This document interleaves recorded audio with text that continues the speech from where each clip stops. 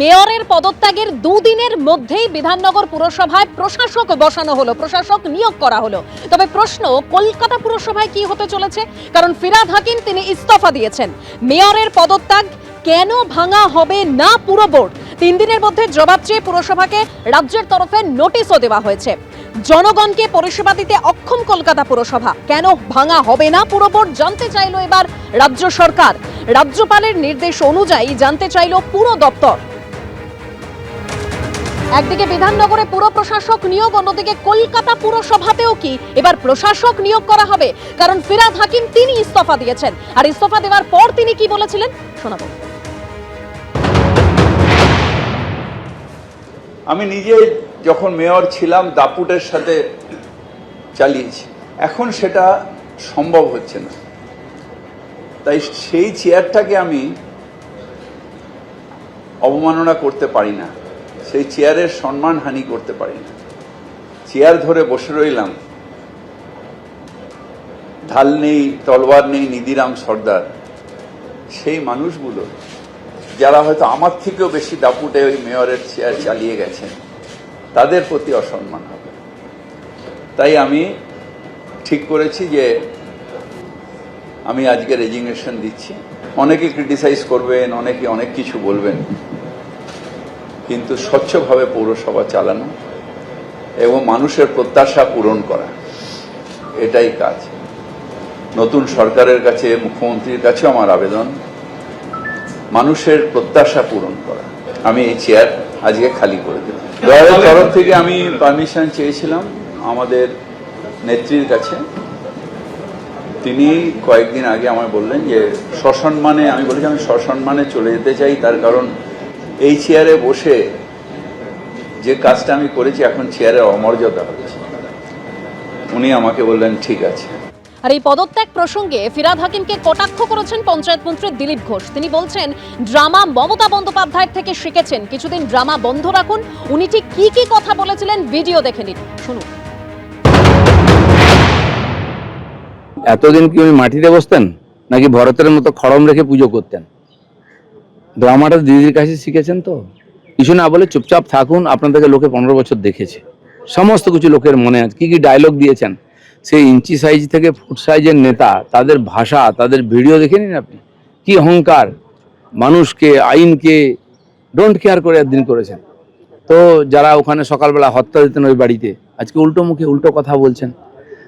আজ ধরে নিন রেজাল্টটা 21-এর মতো না হলেও যদি 1500 সিট পেয়ে টিএমসি সরকারে আসতো, তাহলে কি এই লোকেদের এই কথা শুনতাম আমরা, নাকি এই পদত্যাগের প্রতিযোগিতা হতো?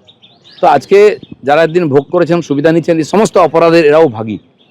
একা মমতা ব্যানার্জি অপরাধ করেছেন, অভিষেক ব্যানার্জি অপরাধ করেছেন নয়, অপরাধ তো এরাই করেছে। এদের হাতে রক্ত লেগে আছে, এদের হাতে পাপ লেগে আছে।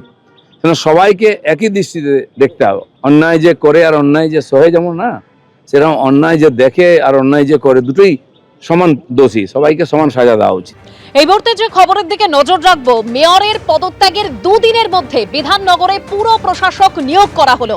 অর্থাৎ বৃহস্পতিবার বিধাননগরের মেয়র পদ থেকে কৃষ্ণা চক্রবর্তী পদত্যাগ করার দুদিনের মধ্যে এবার পুরো প্রশাসক নিয়োগ করা হলো বিধাননগরে। বিধাননগর পুরসভার প্রশাসক হলেন রবি আগরওয়াল। আরো তথ্য আমরা জানবো আমাদের প্রতিনিধি অনির্বাণ বিশ্বাসের কাছ থেকে। অনির্বাণ, দেখো, গত বৃহস্পতিবারই কিন্তু কৃষ্ণা চক্রবর্তী, যিনি কিনা বিধাননগর পৌরসভার তিনি মেয়র ছিলেন, তিনি তার পদত্যাগ করেন এবং ব্যক্তিগত কারণ দেখে তিনি তার পদ থেকে সরে দাঁড়ান। এরপরই কিন্তু অচলাবস্থা তৈরি হয়েছিল এবং স্বাভাবিকভাবেই কিন্তু কাউকে না কাউকে পুরো প্রশাসকের দায়িত্ব দেওয়া হতো। এবং স্বাভাবিকভাবেই কিন্তু 2006 সালের কলকাতা পশ্চিমবঙ্গ যে কর্পোরেশন অ্যাক্ট রয়েছে 2006-এর, তারই কিন্তু 60 সেকশনের ক্লজ এতে সেখানে কিন্তু বিধাননগর মিউনিসিপ্যাল কর্পোরেশনকে অবিলম্বে ভেঙে দেওয়া হয়েছে। শুধু তা ভেঙে দেওয়া হয়েছে তাই নয়, তার পাশাপাশি কিন্তু সেখানে প্রশাসক নিয়োগ করা হয়েছে। এবং এই যে প্রশাসক নিয়োগ করা হয়েছে, সেই প্রশাসকই কিন্তু এই মুহূর্তে প্রশাসনিক এবং নাগরিক পরিষেবা সমস্ত দায় দায়িত্ব তার উপরে বর্তাবে। অর্থাৎ বিধাননগরে কিন্তু এই মুহূর্তে কোনো পুরো বোর্ড আর রইল না। স্বাভাবিকভাবে এই পুরো বোর্ড না থাকার কারণেই কিন্তু রাজ্য প্রশাসনের তরফে সেখানে একজন প্রশাসককে বসানো হলো, একজন সিনিয়র আইএস অফিসারকে। এবং তিনি কিন্তু এই মুহূর্তে বিধাননগর কর্পোরেশনের যাবতীয় কাজ, সেটা প্রশাসনিক হোক বা নাগরিক পরিষেবা, সবটাই কিন্তু নজরদারি এবং দেখভাল করবেন তিনি। ধন্যবাদ অনির্বাণ। অর্থাৎ বিধাননগর পুরসভার কমিশনার রবি আগরওয়ালকেই প্রশাসকের দায়িত্ব দেওয়া হলো। 4 জুন বিধাননগরের মেয়র পদ থেকে ইস্তফা দেন কৃষ্ণা চক্রবর্তী এবং পদত্যাগের পর ঠিক কি বলেছিলেন তিনি শোনাবো। হঠাৎ পদত্যাগ কেন? ব্যক্তিগত আর কিচ্ছু নেই, একটাই সত্য, আমার নিজস্ব মতামত। মেয়র ছিলাম, মানুষের কাজ করেছি, আর এখন আমি কাউন্সিলর হিসেবে কাজ করব। আসছে না কাউন্সিলররা, বসে থাকছি, অফিসারদেরও ব্যস্ততা, একটা বোর্ড মিটিং হচ্ছে না, একটা এমআইসি হচ্ছে না, সেই সমস্ত কারণেই মানুষের পরিষেবা যেখানে দেওয়ার আমার দায়িত্ব সেটা আমি ঠিক মতন দিতে পারছি না। মমতা বন্দ্যোপাধ্যায় মায়ের সমান, আর পারলাম না। মানুষের সঙ্গে প্রতারণা করতে পারবো না।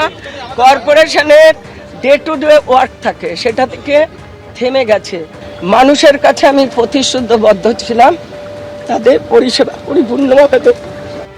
আপনারা শুনলেন, কাজ করতে না পারার অভিযোগ তুলেছিলেন কৃষ্ণা চক্রবর্তী। পাল্টা পুরমন্ত্রী অগ্নিমিত্রা পাল কি বলেছিলেন শোনাবো। রিজাইন করাটি এটাই সময় ছিল, কদিন বাকি বর্ষাকাল, সেখানে কি তাদের উচিত ছিল না আজকে আমাদের সাথে কাঁধে কাঁধ মিলিয়ে, নতুন সরকারের সাথে কাঁধে কাঁধ মিলিয়ে কাজ করা? কাজ করতে কেন পারবেন না? আমরা তো গতকালও আপনারা দেখেছেন নবান্নে সভাঘরে মাননীয় মুখ্যমন্ত্রী মিটিং নিয়েছেন, সেখানে আমাদের বিরোধীদের বহু নেতা ছিলেন প্রেজেন্ট। কেন বলছেন যে কাজ করতে পারছেন না? উনি আমাকে বলতে পারতেন। পরিষদীয় দলে বিদ্রোহ, সংসদীয় দলে যে কোনো মুহূর্তে ভাঙনের সম্ভাবনার মধ্যেই অভিষেক বন্দ্যোপাধ্যায় তিনি দিল্লি পৌঁছলেন।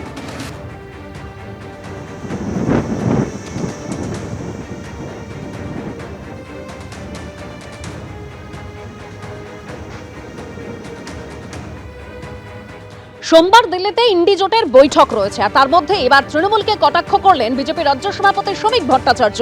তিনি বলছেন, মানুষ তৃণমূলকে প্রত্যাখ্যান করেছে, এখনো ওরা পরাজয় মানতে পারছে না, আরেকটা ডুবন্ত জাহাজ আঁকড়ে ভেসে থাকতে চাইছে।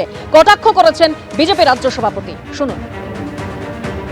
তৃণমূল কংগ্রেসকে মানুষ প্রত্যাখ্যান করেছে, শুধু প্রত্যাখ্যানই করেনি, একদম শিকড় থেকে উপড়ে ফেলে দিয়েছে। কিন্তু তৃণমূল এই পরাজয়টা স্বীকার করতে পারছে, এখনো ডিনায়াল মোডে আছে। আরেকটা ডুবন্ত জাহাজ ধরে বেঁচে থাকতে চাইছে, প্রাসঙ্গিক হতে চাইছে। বাস্তবে এটা সম্ভব নয়। মানুষের যে বার্তা, সেটা তৃণমূল কংগ্রেসকেও বুঝতে হবে, আর এই তথাকথিত ইন্ডি জোটের নেতাদেরও বুঝতে হবে।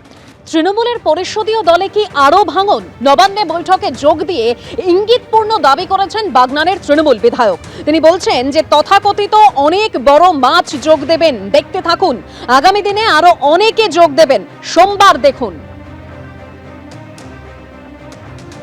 আজ নবান্নে বৈঠকে যোগ দেন তৃণমূল বিধায়ক রথিন ঘোষ। আপনি আপনাদের যে ব্লক বিধানসভায়, সেখানে ঋতব্রত বন্দ্যোপাধ্যায়ের সাথে কথা হয়েছে কোন আজ আসার ব্যাপারে? যে আমার সঙ্গে এইমাত্র ঋতদার কথা হলো। ঋতদা আজকে আসতে পারবে না, মানে উনি এই ধরনের সংক্রমণ ব্যাপারে একটু ব্যস্ত থাকবেন। আপনারা আগামী দিন দেখবেন আরও বেশ কিছু মানুষ আমাদের সঙ্গে আগামী সোমবার দিনই যোগ হবে। এই হচ্ছে কোনো সংখ্যা আনুমানিক যে দেখতে থাকুন, সোমবার দেখতে থাকুন। অনেক তথাকথিত বড় মাছ অনেক জয়েন, দেখতে থাকুন। এবিপি আনন্দ, এগিয়ে থাকে, এগিয়ে রাখে।